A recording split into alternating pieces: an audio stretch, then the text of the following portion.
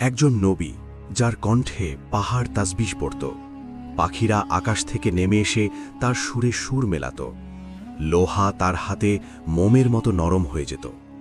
কিন্তু একদিন তার ইবাদতখানায় হঠাৎ দেয়াল টপকে ঢুকে পড়ল দুজন অপরিচিত মানুষ। দাউদ আলাইহিসসালাম ভয় পেলেন। তারা কি সত্যিই বিচারপ্রার্থী ছিল, নাকি এটা ছিল আল্লাহর পক্ষ থেকে এক বিশেষ পরীক্ষা? আর সেই জাতি যাদেরকে আল্লাহ নিষেধ করেছিলেন শনিবারে মাছ ধরতে, কিন্তু তারা কৌশল করল, আল্লাহর হুকুমকে ফাঁকি দিতে চাইল। তাদের পরিণতি কি হল তা জানলে আপনার শরীরে শিহরণ বয়ে যাবে। আজকের এই পুরো ডকুমেন্টারিটি মনোযোগ দিয়ে দেখুন, কারণ এতে রয়েছে কোরআনে বর্ণিত এমন কিছু ঘটনা যা প্রতিটি মুসলমানের জানা অত্যন্ত জরুরি। হযরত দাউদ আলাইহিসসালাম বনী ইসরায়েলের অন্যতম শ্রেষ্ঠ নবী এবং একই সাথে এক ন্যায়পরায়ণ বাদশাহ। আল্লাহ তাআলা তাকে একসাথে নবুয়ত এবং রাজত্ব দুটোই দান করেছিলেন। এটি ছিল এক বিরল সম্মান। আল্লাহ তাকে দিয়েছিলেন জাবুর কিতাব, দিয়েছিলেন এমন এক মধুর সুর যার তুলনা পৃথিবীতে আর কোনো মানুষের ছিল না। তাকে দিয়েছিলেন এমন সব অলৌকিক ক্ষমতা যা সত্যিই বিস্ময়কর। কিন্তু তার জীবনে শুধু মজেজা আর ক্ষমতার গল্প নেই, আছে বিচারের ঘটনা, আছে পরীক্ষা, আছে শিক্ষা, আর আছে তার উম্মতের একটি দলের ভয়াবহ পরিণতির কাহিনী, যা আল্লাহ নিজে কোরআনে বর্ণনা করেছেন। আসুন একে একে সেই ঘটনাগুলোর গভীরে প্রবেশ করি। আল্লাহ তাআলা সূরা সাবাতে ঘোষণা করেছেন, আমি দাউদের প্রতি আমার পক্ষ থেকে অনুগ্রহ দান করেছিলাম। হে পর্বতমালা, তোমরা তার সাথে আমার তাসবিহ পাঠ করো, আর পাখিদেরকেও এই আদেশ দিয়েছিলাম। কল্পনা করুন সেই দৃশ্য। দাউদ আলাইহিসসালাম যখন জাবুর তেলাওয়াত করতেন, তার কণ্ঠের মধুর সুরে বিশাল বিশাল পাহাড়গুলো সাড়া দিত, পাখিরা আকাশ থেকে ঝাঁকে ঝাঁকে নেমে আসত, সবাই একসাথে আল্লাহর তাসবিহ পাঠ করত।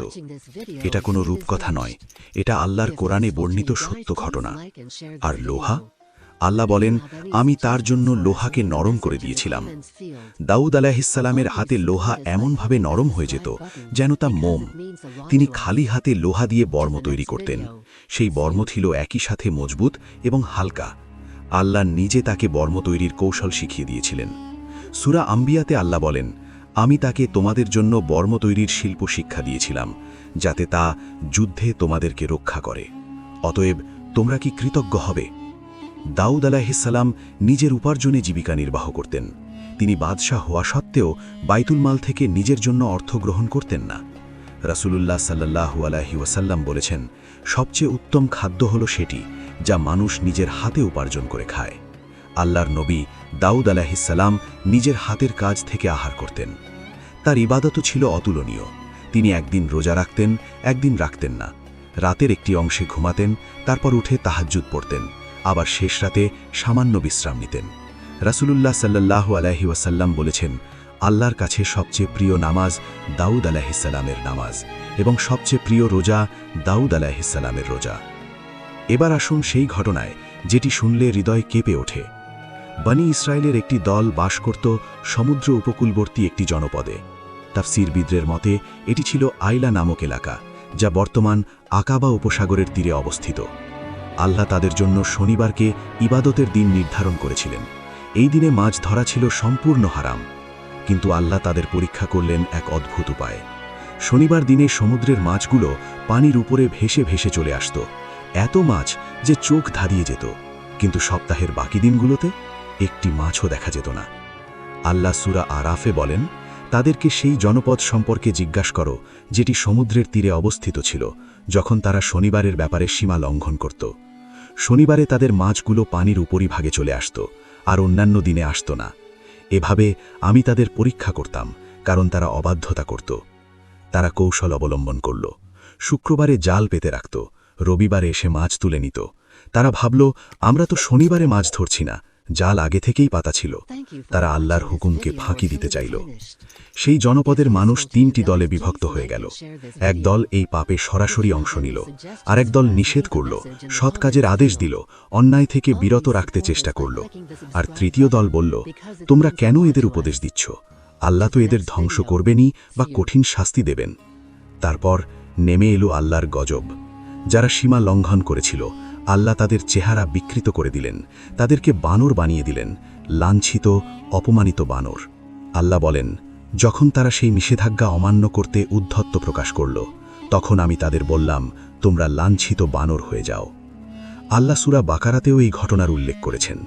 তোমাদের মধ্যে যারা শনিবারের ব্যাপারে সীমা লঙ্ঘন করেছিল, তাদের কথা তোমরা অবশ্যই জানো।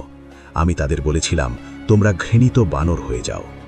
তাফসিরে ইবনে কাসিরে বর্ণিত আছে, তারা 3 দিন এই অবস্থায় বেঁচে ছিল, তারপর সবাই ধ্বংস হয়ে গেল, তাদের কোনো বংশধর রইল না। এবার একটু ভিন্ন প্রসঙ্গে আসি। একটি বিচারের ঘটনা, যেখানে দাউদ আলাইহিসসালাম এবং তার পুত্র সুলাইমান আলাইহিসসালাম দুজনেই বিচার করেছিলেন। কিন্তু সুলাইমান আলাইহিসসালামের বিচার ছিল আরও সূক্ষ্ম, আরও প্রজ্ঞাপূর্ণ। ঘটনাটি এরকম, একজন কৃষকের শস্যক্ষেত ছিল। রাতের বেলা অন্য একজনের ছাগলের পাল সেই ক্ষেতে ঢুকে পুরো ফসল নষ্ট করে ফেলল। 2 পক্ষ বিচারের জন্য হাজির হল দাউদ আলাইহিসসালামের দরবারে। দাউদ আলাইহিসসালাম রায় দিলেন, ছাগলের পাল ক্ষেতের মালিককে দিয়ে দেওয়া হোক, কারণ ছাগলের পালের মূল্য আর নষ্ট হওয়া ফসলের মূল্য প্রায় সমান। কিন্তু তরুণ সুলাইমান আলাইহিসসালাম একটু ভিন্নভাবে ভাবলেন। তিনি বললেন, ছাগলের পাল সাময়িকভাবে ক্ষেতের মালিকের কাছে থাকুক, সে ছাগলের দুধ ও পশম থেকে উপকৃত হোক, আর ছাগলের মালিক ক্ষেতটি দেখাশোনা করুক যতক্ষণ না ফসল আবার আগের অবস্থায় ফিরে আসে।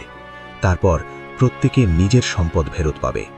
আল্লাহ সূরা আম্বিয়ায় বলেন, আমি সুলাইমানকে এই মামলার সঠিক উপলব্ধি দান করেছিলাম, আর তাদের প্রত্যেককেই আমি হিকমত ও ইলম দান করেছিলাম। লক্ষ্য করুন, আল্লাহ দাউদ আলাইহিসসালামকে ভুল বলেননি, বরং বলেছেন দুজনকেই হিকমত দিয়েছিলেন। কিন্তু এই বিশেষ মামলায় সুলাইমান আলাইহিসসালামের সিদ্ধান্ত ছিল আরও বেশি ইনসাফপূর্ণ, কারণ তার সিদ্ধান্তে কেউ ক্ষতিগ্রস্ত হয়নি, বরং উভয় পক্ষই লাভবান হয়েছে। এটি দাউদ আলাইহিসসালামের জীবনের সবচেয়ে গুরুত্বপূর্ণ ও নাটকীয় ঘটনাগুলোর একটি। দাউদ আলাইহিসসালাম তার সময়কে ভাগ করে নিয়েছিলেন। কিছু সময় রাজকার্যে, কিছু সময় বিচার কার্যে, আর কিছু সময় নিরিবিলি একান্তে আল্লাহর ইবাদতে কাটাতেন। তার ইবাদতের সময়ে কেউ তার কাছে আসত না, দরজা বন্ধ থাকত, প্রহরী পাহারায় থাকত। কিন্তু একদিন ঘটল অভাবনীয় ঘটনা। তিনি ইবাদতে মগ্ন, হঠাৎ দেখলেন দুজন মানুষ দেয়াল টপকে তার মিহরাবে ঢুকে পড়েছে। দাউদ আলাইহিসসালাম ভয় পেলেন, এরা কি ক্ষতি করতে এসেছে? এরা কারা? আল্লাহ সূরা সোয়াদে এই দৃশ্য বর্ণনা করেছেন। তোমার কাছে কি সেই বাদী বিবাদীদের খবর পৌঁছেছে যখন তারা মিহরাবের দেয়াল টপকে ঢুকে পড়েছিল? যখন তারা দাউদের কাছে প্রবেশ করল, তখন সে তাদের দেখে ভীত হল। তারা বলল, ভয় পাবেন না, আমরা 2 বিবদমান পক্ষ, আমাদের একজন অপরজনের প্রতি জুলুম করেছে, আপনি আমাদের মধ্যে ন্যায় বিচার করুন। তাদের একজন বলল, এই আমার ভাই, তার আছে 89টি দুম্বা, আর আমার মাত্র 1টি দুম্বা। সে বলছে, তোমার সেই 1টি দুম্বাও আমাকে দিয়ে দাও, আর সে কথায় আমাকে পরাভূত করে ফেলেছে। দাউদ আলাইহিসসালাম এক পক্ষের কথা শুনেই রায় দিলেন, সে তোমার দুম্বাটি তার দুম্বাগুলোর সাথে মেলানোর দাবি করে তোমার প্রতি জুলুম করেছে। কিন্তু ঠিক এই মুহূর্তে দাউদ আলাইহিসসালাম বুঝতে পারলেন, এটা ছিল একটি পরীক্ষা। আল্লাহ পক্ষ থেকে ইশারা ছিল যে বিচারকের উচিত উভয় পক্ষের কথা শুনে তারপর রায় দেওয়া। তিনি এক পক্ষের কথা শুনেই সিদ্ধান্ত দিয়ে ফেলেছিলেন, এটা বিচারিক দিক থেকে পূর্ণাঙ্গ ছিল না। আল্লাহ বলেন, দাউদ বুঝতে পারল যে আমি তাকে পরীক্ষা করেছি। তখন সে তার রবের কাছে ক্ষমা চাইল, সিজদায় লুটিয়ে পড়ল এবং তওবা করল। আল্লাহ তার তওবা কবুল করলেন। আল্লাহ বলেন, আমি তাকে ক্ষমা করলাম, নিশ্চয়ই আমার কাছে তার জন্য রয়েছে নৈকট্য এবং সুন্দর প্রত্যাবর্তন স্থল। এরপর আল্লাহ তাকে উপদেশ দিলেন, হে দাউদ, আমি তোমাকে পৃথিবীতে খলিফা বানিয়েছি, অতএব মানুষের মধ্যে ন্যায় বিচার করো এবং প্রবৃত্তির অনুসরণ করো না, তাহলে তা তোমাকে আল্লাহর পথ থেকে বিচ্যুত করে দেবে। সুবহানাল্লাহ! একজন নবীকে আল্লাহ কত সুন্দরভাবে শিক্ষা দিলেন। হযরত দাউদ আলাইহিসসালামের এই ঘটনাগুলো থেকে আমরা কি শিক্ষা পাই? প্রথমত, আল্লাহর হুকুমকে ফাঁকি দেওয়ার কোনো সুযোগ নেই। শনিবারওয়ালারা কৌশল করেছিল, তারা ভেবেছিল আইনের ফাঁক ফকর দিয়ে পার পেয়ে যাবে, কিন্তু আল্লাহ তো শুধু বাহ্যিক কাজ দেখেন না, অন্তরের নিয়ত দেখেন। আজকেও আমরা অনেকে হারাম উপার্জনকে বিভিন্ন কৌশলে হালাল করার চেষ্টা করি। এটা সেই শনিবারওয়ালাদেরই আধুনিক সংস্করণ। দ্বিতীয়ত, বিচারের ক্ষেত্রে ইনসাফ সবচেয়ে বড় দায়িত্ব। দাউদ আলাইহিসসালামের মতো মহান নবীকেও আল্লাহ স্মরণ করিয়ে দিলেন, উভয় পক্ষের কথা না শুনে রায় দিও না।